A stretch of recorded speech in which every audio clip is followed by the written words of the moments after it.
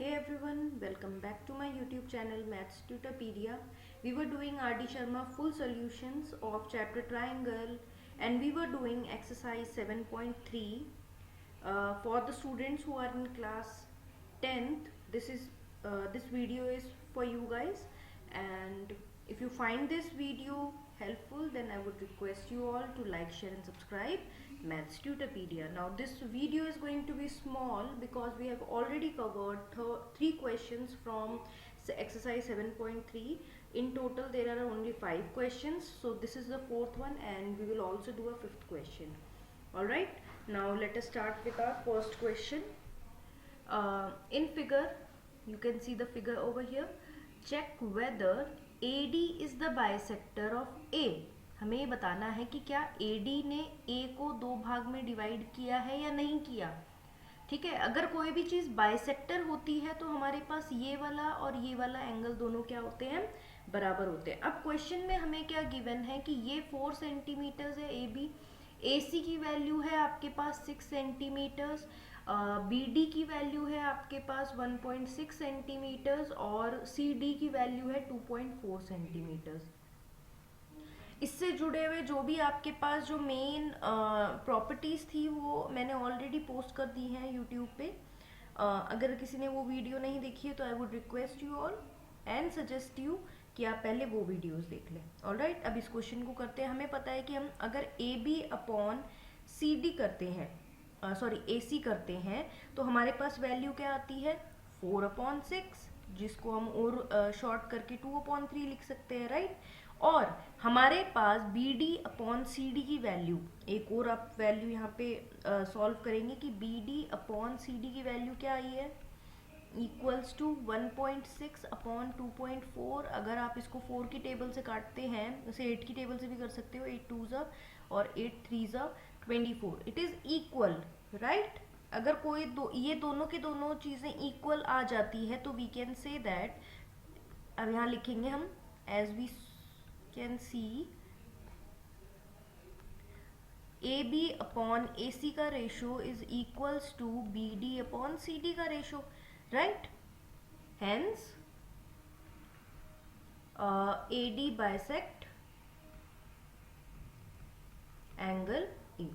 ठीक है, ये प्रॉपर्टी थी हमारी. अब इस क्वेश्चन से ऐसी इस प्रॉपर्टी से रिलेटेड काफ़ी सारे क्वेश्चन कर चुके हैं हम लोग. आई होप आपको ये चीज़ें समझ में आ रही होगी.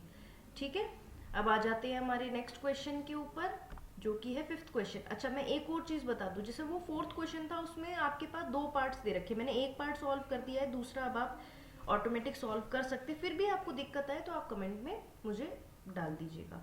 Okay, now let us come to the this question. This question is from based on lords question.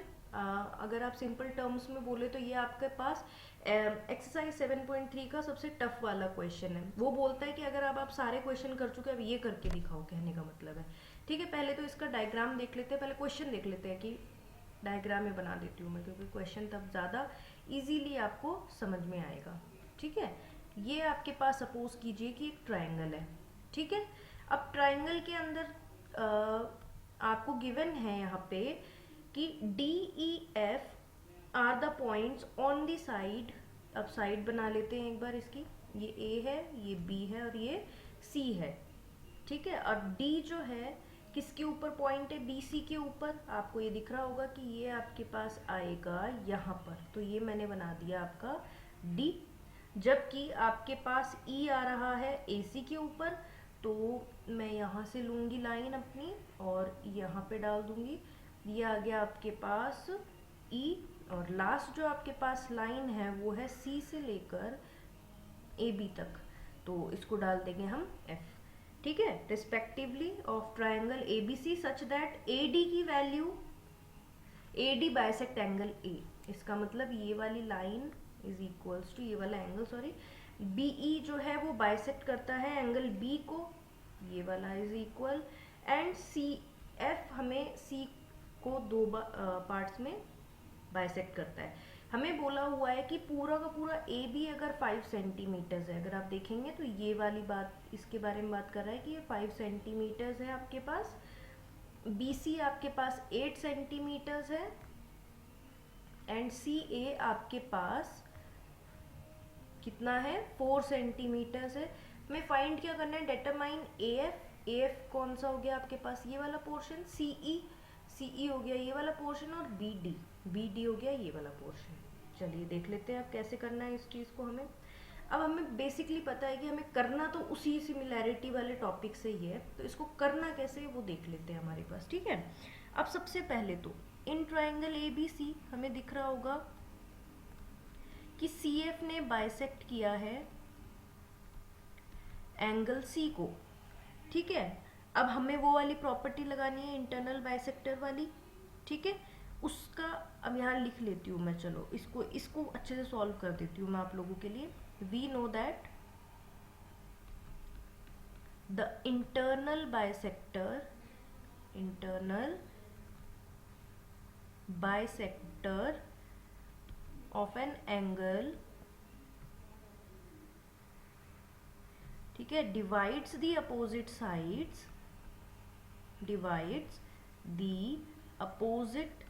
sides internally in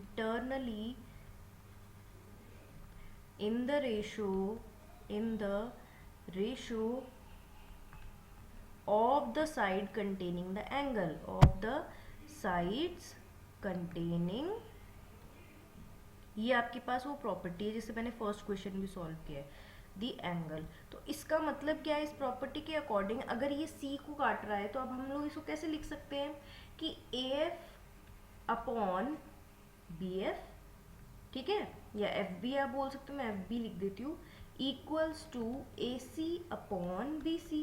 अब ये ए सी अपॉन बी सी कैसे है, सी एंगल किन दो साइड्स के बीच में है, सही है। अब आप इसके अंदर वैल्यूज डालेंगे, मैं इसको नेक्स्ट पेज पे भी करके दिखा दूंगी आपको जो बचा हुआ है। A F upon 5 minus A F equals to 4/8, सही है, क्योंकि हमें एफ बी की वैल्यू थोड़ी ना पता है यहाँ पे, है ना, हमें पूरे की वैल्यू पता है, एफ बी की वैल्यू नहीं पता है, ठीक है।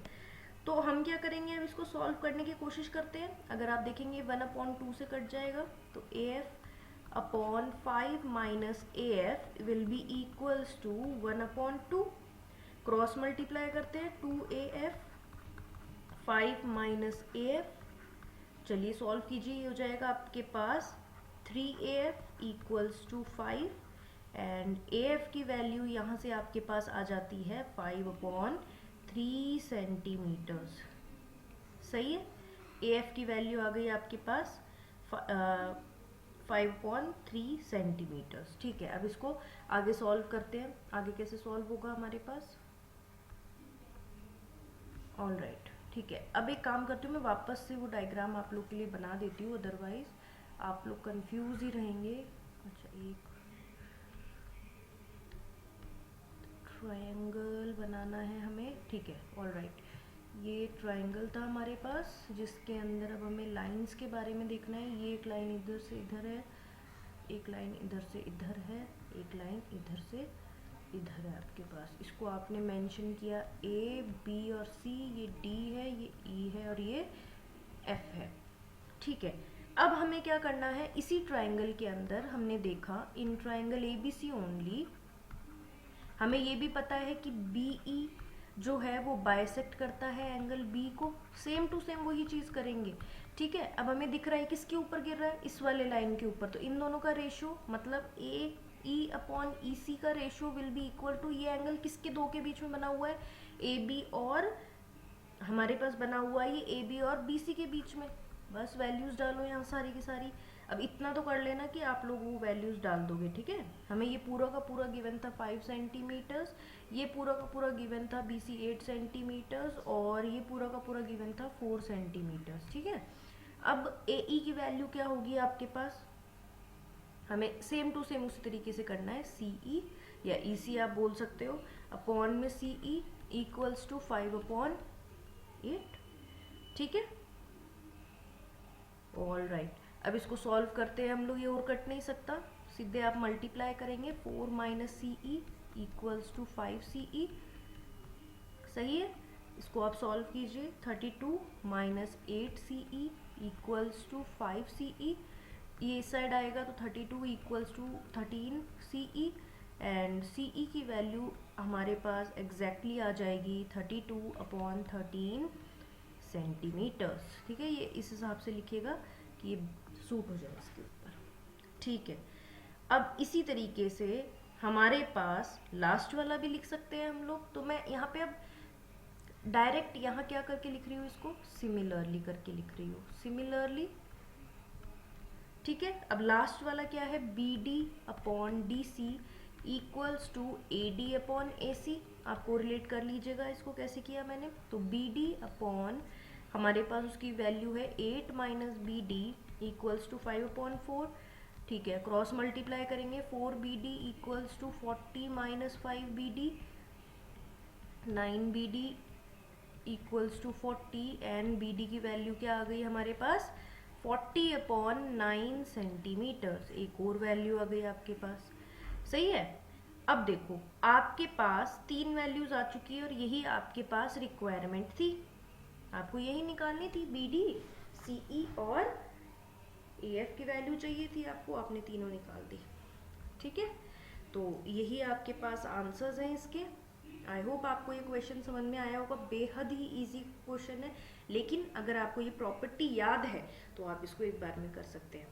तो इसी के साथ ही एक्सरसाइज 7.3 फ्रॉम RD शर्मा हमारी ख़त्म होती है। मैं कल से शुरू करूँगी 7.2, और आप रेगुलरली मेरे साथ ही इसको सॉल्व करते चलिएगा, आप लोग के लिए ईजी हो जाएगा।